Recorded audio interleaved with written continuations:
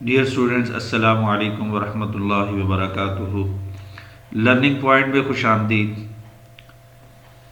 उम्मीद है कि आप खैरियत से होंगे। अल्लाह रब्बुल इज़्ज़त हम सब की हर किस्म की वबा से हिफाजत फरमाए।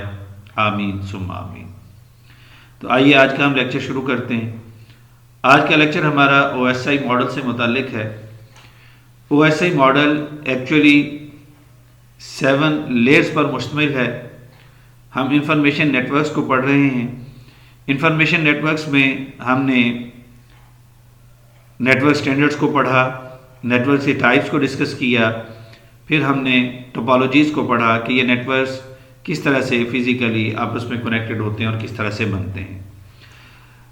और उस नेटवर्क बनाने का जो मेन मकसद था वो डाटा ट्रांसमिशन थी। अब ये डाटा ट्रांसमिशन कैसे होती है नेटवर्क्स पे, कैसे दो कंप्यूटर्स आपस में कम्युनिकेट करते हैं, कैसे एक कंप्यूटर दूसरे कंप्यूटर को डाटा सेंड करता है और दूसरा कंप्यूटर उसको किस तरह से रिसीव करता है, ये कैसे पॉसिबल होता है कि डाटा जो है वो एरर फ्री हो, ये कैसे पॉसिबल होता है कि कम टाइम पे डाटा जो है वो डेस्टिनेशन पर पहुंचे, एक कंप्यूटर से दूसरे कंप्यूटर पर पहुंचे, ये कैसे मुमकिन होता है कि वो डाटा जो है सही उस फॉर्मेट के अंदर जो है रिसीवर उसको रिसीव करे और उस फॉर्मेट में उसे कन्वर्ट करे कि जिस फॉर्मेट के अंदर यूज़र का कंप्यूटर उसे अंडरस्टैंड कर सकता है। तो ये सारी बातें जो हैं OSI मॉडल हमें इन बातों का जवाब देता है और OSI मॉडल की ये रिस्पॉन्सिबिलिटी है कि ये तमाम काम जो है इनको अंजाम दे। तो OSI मॉडल जो है एब्रीवेशन है open system interconnection. Network model used for designing network architecture. जो नेटवर्क आर्किटेक्चर है उसके लिए इसे ये बना हुआ है, ये उसमें इस्तेमाल होता है। अब यहाँ ये मैं बताता चलूँ कि OSI मॉडल के अलावा दूसरे और मॉडल भी हैं। ये डेवलप हुआ था 1983 में और इसे डेवलप किया था ISO ने, develop by the international standard organization ISO in 1983।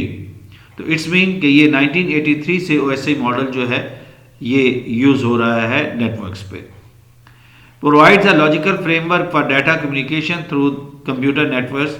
तो ये एक लॉजिकल फ्रेमवर्क प्रोवाइड करता है। तो ये कोई फिजिकली आपको ये चीज़ नज़र नहीं आएगी, OSI मॉडल आपको कंप्यूटर में नेटवर्क्स पे नज़र नहीं आएगा। ये एक लॉजिकल फ्रेमवर्क है जो कि कंप्यूटर्स नेटवर्क्स में मुहैया किया गया है और ये डाटा कम्युनिकेशन को मुमकिन बनाता है। मोस्ट वाइडली एक्सेप्टेड मॉडल या मोस्ट वाइडली आप कह सकते हैं यूज भी कि ये ज़्यादा यही यूज़ हो रहा है। ज़्यादातर नेटवर्क्स के अंदर OSI मॉडल को ही इस्तेमाल किया जाता है। Purpose to open communication between different systems. Network में जो डिफरेंट सिस्टम्स हैं उनके दरमियान कम्युनिकेशन को ये पॉसिबल बनाता है without requiring changes to the logic of the underlying hardware and software. तो जो चूँकि डिफरेंट कंपनीज जो है हार्डवेयर बना रही हैं और सॉफ्टवेयर भी, अब ये सॉफ्टवेयर से मुराद मुख्तलिफ जो हमारे पास OS हैं, ऑपरेटिंग सिस्टम्स हैं और इसी तरह से हार्डवेयर मुख्तलिफ किस्म के हैं। तो ये मॉडल ही है जो ये मुमकिन बनाता है कि डिफरेंट टाइप्स के सॉफ्टवेयर और डिफरेंट टाइप्स के हार्डवेयर आपस में कम्युनिकेट हो सके, उनके दरमियान कम्युनिकेशन हो सके। It deals with the open system. तो ओपन सिस्टम है जनाब। ये ओपन सिस्टम किस तरह से, जो अभी हमने कहा कि डिफरेंट किस्म के वेंडर्स के हार्डवेयर भी उसमें काम कर सकते हैं, सॉफ्टवेयर भी काम कर सकते हैं। तो इस तरह से ये ओपन सिस्टम है। तो open system open to others information exchange. तो सबके लिए ये ओपन है। जो भी इस नेटवर्क का हिस्सा बनेगा, जिस भी वो वेंडर का हो, जिस भी वो ऑपरेटिंग सिस्टम पे वो सिस्टम चल रहा हो, तो तमाम सिस्टम्स आपस में कम्युनिकेशन कर सकेंगे। OSI मॉडल 7 लेयर्स पर मुश्तमिल है। 7 लेयर्स के जो नाम हैं application layer, presentation layer, session layer, transport layer, network layer, data link layer और फिजिकल लेयर। इन लेयर्स को, इन 7 लेयर्स को लॉजिकली 2 हिस्सों में डिवाइड कर दिया जाता है।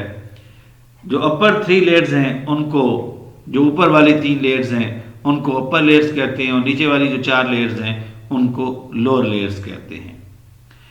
अपर लेयर्स में application layer, presentation layer, session layer आ जाती है और इनका काम क्या है, ये यूज़र सपोर्ट लेयर्स हैं, यानी कि यूज़र के जो कंप्यूटर नेटवर्क पे काम कर रहे हैं उनमें जो यूज़र साइड है ये वहाँ पर काम करते हैं, यानी जो नेटवर्क से मुतालिक है उससे मुतालिक नहीं, जब वो डाटा यूज़र के पास आता है और उससे मुतालिक जो है उसने किस तरह से कन्वर्ट होना है, उसने किस तरह से रन होना है, किस तरह से चलना है, ये सारी चीज़ें जो हैं इन 3 लेयर्स से मुतालिक हैं। लो लेयर्स में ट्रांसपोर्ट, नेटवर्क, डाटा लिंक और फिजिकल लेयर्स आ जाती हैं। ये नेटवर्क सपोर्ट लेयर्स इनको कहते हैं।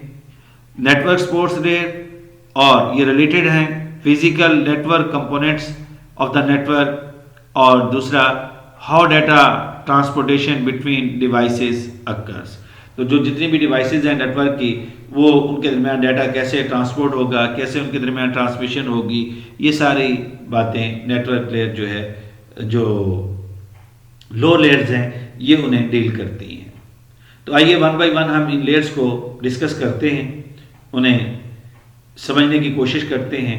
बुनियादी तौर पर हमने इन लेयर्स को जब पढ़ना है तो इन लेयर्स के फंक्शंस, इन लेयर्स के पर्पस, वो हमने यहाँ पर डिस्कस करने हैं। तो 7 लेयर्स फिगर्स की शक्ल में दिखाया गया।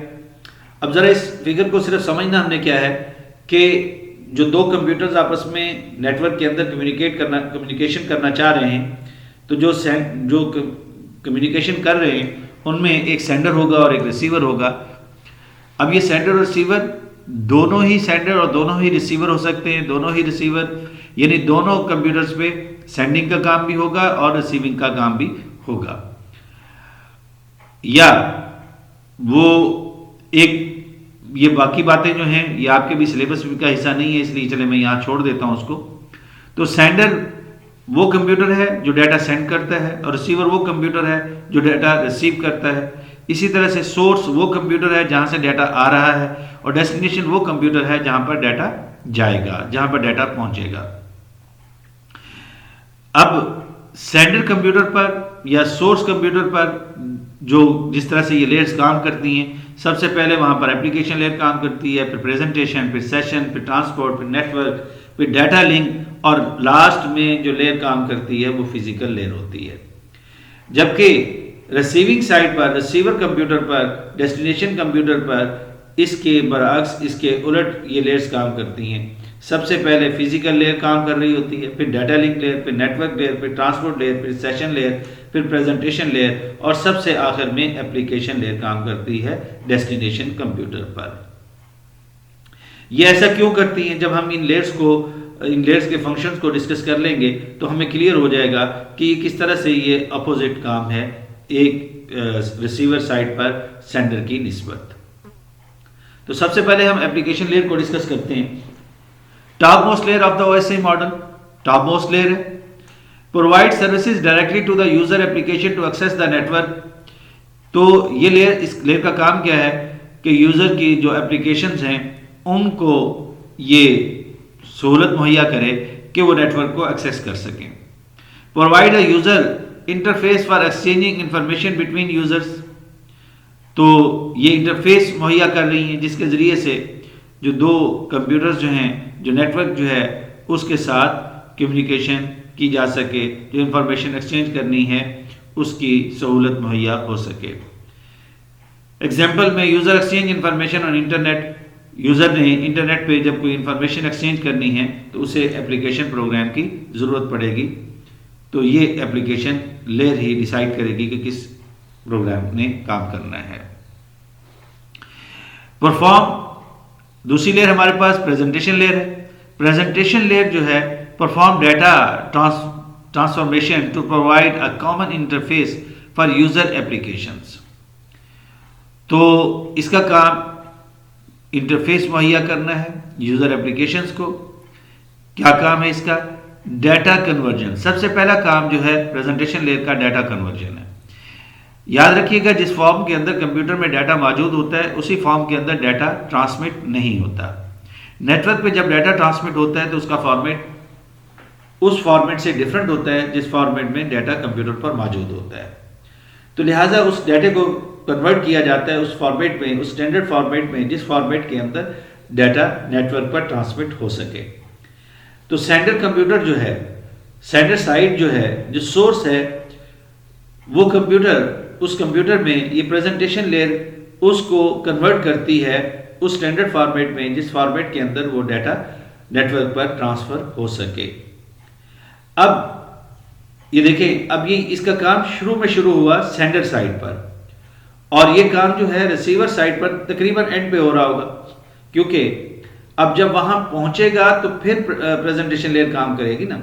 जब तक डाटा वहां पहुंचा नहीं तो उस वक्त तक इसका काम शुरू नहीं हुआ। और यहां पर देखें, अभी डाटा ट्रांसमिट नहीं हुआ, अभी प्रोसेस शुरू हो रहा है, अभी यूजर के कंप्यूटर में प्रोसेस शुरू हो रहा है, अभी नेटवर्क के साथ अभी कोई मामला तय नहीं हुआ, अभी नेटवर्क पे डाटा भेजा नहीं गया। इसलिए इनको हम जो है, इनको हमने कहा था कि ये यूजर साइड पे, ये यूजर को जो फैसिलिटेट करने के लिए जो लेयर्स हैं। तो रिसीवर साइड पर जब डाटा पहुंच जाएगा तो प्रेजेंटेशन लेयर क्या करेगी? प्रेजेंटेशन लेयर अब वो डाटा उस फॉर्मेट में नहीं है जिस फॉर्मेट में कंप्यूटर अंडरस्टैंड कर सके या उस कंप्यूटर में मौजूद एप्लीकेशन उस कंप्यूटर को रन कर सके। तो अब प्रेजेंटेशन लेयर उसको कन्वर्ट करेगी उस फॉर्मेट में जिस फॉर्मेट में वो कंप्यूटर जो है उसको अंडरस्टैंड कर सके। तो ये जो काम है, ये इनके दो नाम हैं, यानी ये जो डाटा कन्वर्जन हो रही है सेंडर साइड पे और जो फिर दोबारा से कन्वर्जन हो रही है रिसीवर साइड पर, तो इनको दो नाम दिए गए हैं। सेंडर साइड पर ये जो अमल हो रहा है उसे इंक्रिप्शन कहते हैं, और रिसीवर साइड पर जब ये अमल होता है तो उसे हम डिक्रिप्शन कहते हैं। इंक्रिप्शन क्या है जी? अभी हमने बात की कि सेंडर ट्रांसफॉर्म ओरिजिनल डाटा और इंफॉर्मेशन इनटू अनदर फॉर्म। वो अनदर फॉर्म क्या है? वो फॉर्मेट जिस फॉर्मेट के अंदर डाटा नेटवर्क पर ट्रांसमिट हो सकता है। और इंक्रिप्शन क्या है जी? ये इंक्रिप्शन हमने पढ़ा। और डिक्रिप्शन क्या है? रिसीवर साइड पर जब वो डाटा पहुंचा तो उसे दोबारा ट्रांसफॉर्म किया उस फॉर्मेट के अंदर जिस फॉर्म में जो है रिसीवर कंप्यूटर उसे व्यू कर सकता है, उसे डिस्प्ले कर सकता है, यानी ओरिजिनल फॉर्मेट में जिस फॉर्मेट में वो असल में था उसमें उसको कन्वर्ट कर दिया। कंप्रेशन, नेटवर्क पर जब डाटा ट्रांसमिट होता है तो उसे कंप्रेस कर दिया जाता है, और जब रिसीविंग साइड पर पहुंचता है तो उसे दोबारा से डीकंप्रेस कर लिया जाता है। तो ये काम भी प्रेजेंटेशन लेयर करती है। ये इसलिए किया जाता है ताकि डाटा फास्टली जो है एक कंप्यूटर से दूसरे कंप्यूटर पर मूव कर सके। तीसरी लेयर जो है वो सेशन लेयर है। सेशन लेयर का क्या काम है जी? Establishes, maintains and manages. तीन काम: एस्टेब्लिश करना, मेंटेन रखना और उसे मैनेज करना। Connection between and users applications. अब एंड यूजर से क्या मुराद है? एंड यूजर से दोनों हैं, सोर्स भी और सेंडर भी, सेंडर भी और रिसीवर भी, सोर्स भी और डेस्टिनेशन भी। यानी ये जो दोनों कंप्यूटर्स हैं इनकी एप्लीकेशंस के दरमियान जो है कनेक्शन को एस्टेब्लिश रखना, उसे मैनेज करना, ये काम सेशन लेयर करती है। सेशन क्या चीज़ है जी? The connection between applications running on separate computers, के जो हमारी एप्लीकेशंस हैं वो रन हो रही हैं दो कंप्यूटर्स पे, तो सेपरेट कंप्यूटर्स पे रन हो रही है, यानी सेंडर पे और रन हो रही है, रिसीवर पे और रन हो रही है, तो उनके दरमियान एक सेशन क्रिएट हो जाता है और वो सेशन जो है ये फैसिलिटेट करता है कि कम्युनिकेशन सिस्टम के दरमियान होती रहे। Provide a standard way to move data between application programs, और ये स्टैंडर्ड वे प्रोवाइड करता है कि जनाब एप्लीकेशन प्रोग्राम के दरमियान जो है वो डाटा जो है मूव कर सके। फोर्थ लेयर जो है वो ट्रांसपोर्ट लेयर है। तो ट्रांसपोर्ट लेयर के जो फंक्शनैलिटी है, जो फंक्शंस हैं, provide a mechanism for exchange of data between source and destination. Source और डेस्टिनेशन के दरमियान डाटा किस तरह से एक्सचेंज होगा, ये वो मैकेनिज्म प्रोवाइड करती है transport layer. Control the flow of data and ensures complete data transfer. देखें, इसका काम है कि ये इस चीज़ को इंश्योर करे कि डाटा सेंडर से रिसीवर तक जो पहुंचा है वो मुकम्मल पहुंच चुका है, उसमें कोई कमी नहीं है, यानी कंप्लीट डाटा पहुंचा है।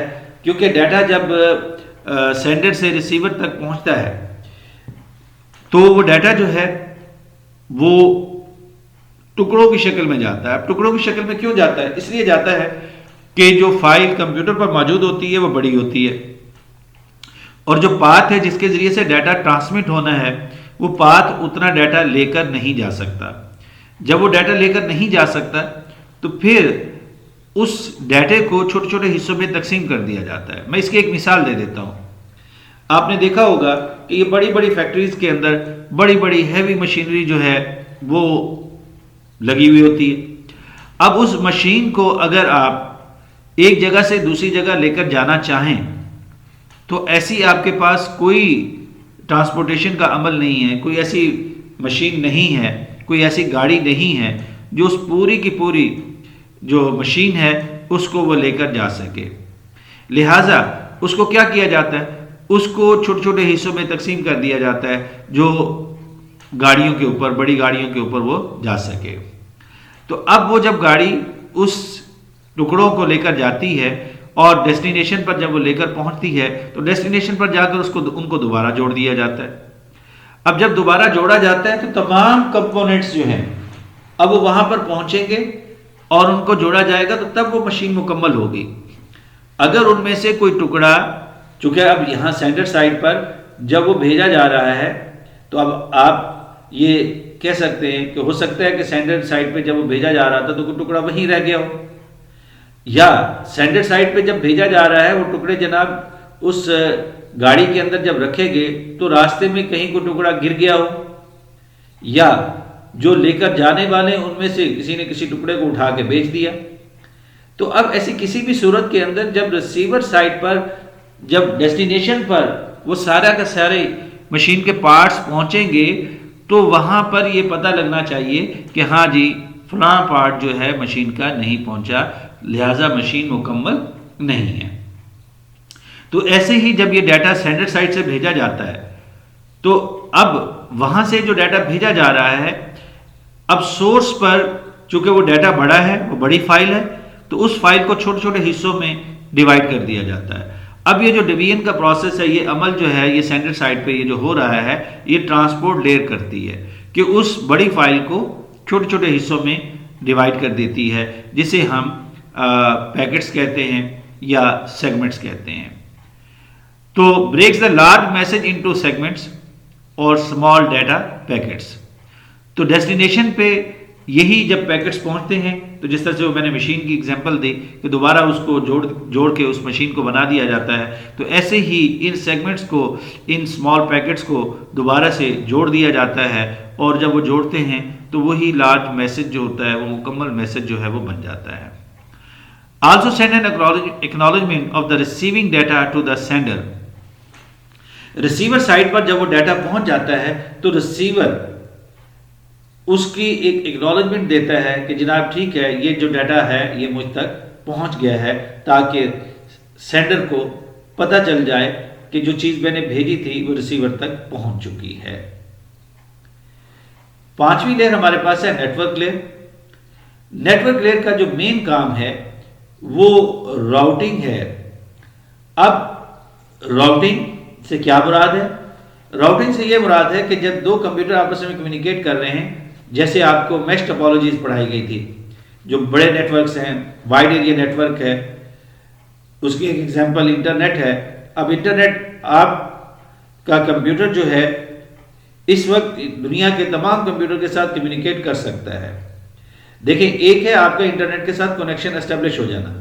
जब कनेक्शन एस्टेब्लिश हुआ तो अभी आप किसी दूसरे कंप्यूटर के साथ कम्युनिकेट नहीं कर रहे। जब आप गूगल को करते हैं तो उस वक्त आपका एस्टेब्लिश हो रहा होता है गूगल के साथ, गूगल के कंप्यूटर्स के साथ। अब ये गूगल के कंप्यूटर जो है वो तो अमेरिका में पड़े हुए हैं या किसी और जगह पे पड़े हुए हैं।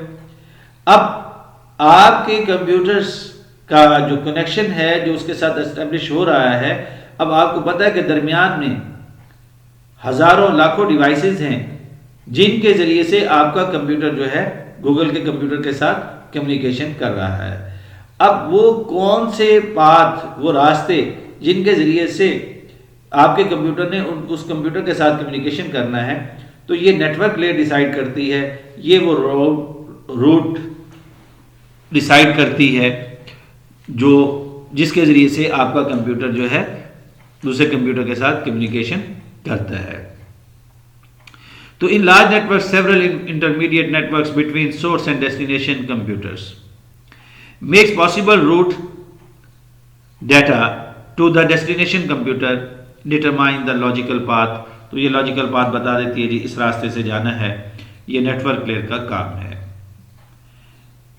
छठी लेयर है data link layer. Data link layer deals with the flow of data. अब डेटा जो फ्लो होगा ये इसको डील करती है data link layer. Provides error free transfer of data. देखें, जो इससे पहले हमने डिस्कस किया ट्रांसपोर्ट लेयर को, ट्रांसपोर्ट लेयर जो काम कर रही थी वो भी कंट्रोल फ्लो ऑफ डाटा को कंट्रोल कर रही थी, लेकिन वहां पर जो चीज इंश्योर की गई थी वो ये इंश्योर किया गया था कि कंप्लीट डाटा ट्रांसफर हुआ है या नहीं। कंप्लीट, देखिए जैसे मैंने पहले मिसाल दी कि मशीन की एग्जांपल दी थी, मशीन तो पहुंची लेकिन उस मशीन के जनाब यहां से तो सही भेजी गई थी, अब रास्ते में जाते हुए वो टूट गई, उसमें कोई स्क्रैच आ गया, ठीक है, तो अब वहां पर जो पहुंची है वो तो मुकम्मल है लेकिन उसके अंदर प्रॉब्लम है। तो डाटा लिंक लेयर का ये काम है कि वो एरर फ्री यानी सेफ एंड साउंड, यानी मुकम्मल जो डाटा जो पहुंचेगा वो तो पहुंचेगा लेकिन उसके अंदर कोई एरर भी ना हो। मिसाल के तौर पर आप किसी को खत लिखते हैं, अब वो खत तो पहुंचा, लाजिम बात है जो खत के अंदर जो कुछ लिखा हुआ था वो तो पहुंचा, लेकिन अगर उस खत को दरमियान में किसी ने खोलकर पढ़ लिया तो क्या वो एरर फ्री पहुंचा? अच्छा चले खोल कर पढ़ लिया तो वो एरर फ्री तो किसी हद तक है, लेकिन अब वो तो सिक्योरिटी के हवाले से इशू हुआ। अगर उस खत को किसी ने खोला और उसके अंदर कुछ अल्फाज का इजाफा कर दिया, ठीक है, अब वो जो इजाफा करके आगे चला गया, अब जब जिस तक पहुंचा, अब क्या उसके पास जो मैसेज आ रहा है वो एरर फ्री है? अब उसको कैसे पता चले कि जनाब ये एरर फ्री है या नहीं है? तो जो उसके इन्वेलप को सील किया गया है वो वहां से पता चलेगा ना कि अगर उसकी सील खुली हुई है तो इट्स मीन कि ये जनाब इसके अंदर कोई गड़बड़ मौजूद है। तो डाटा लिंक लेयर का काम है कि जो डाटा सोर्स से भेजा जा रहा है जब डेस्टिनेशन तक पहुंचे तो वो एरर फ्री हो, उसके अंदर कोई एरर मौजूद ना हो, यानी उस कोई तब्दीली ना आई हुई हो। तो checks whether the data has arrived properly and safely at the destination. Also responsible for reliability of the physical link established at the physical layer. तो इसका काम एक और भी है, एक रिस्पॉन्सिबिलिटी और भी है, जो फिजिकल लेयर पर जो फिजिकल लिंक बना हुआ है, जो एस्टेब्लिश हुआ है लिंक, उसको भी ये रिलायबल बनाए रखे। लास्ट लेयर हमारे पास जो है वो फिजिकल लेयर है। ये OSI मॉडल की बॉटम मोस्ट लेयर है और concern with the transmission media and connectors. अब चूंकि ये वो लेयर है जहां पर, अच्छा ये बॉटम लेयर कैसे हुई, बॉटम मोस्ट कैसे हुई?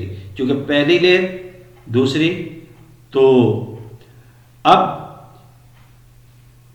सेंडर साइड से, भेजने वाली साइड से ये सबसे नीचे आ गई, ठीक है।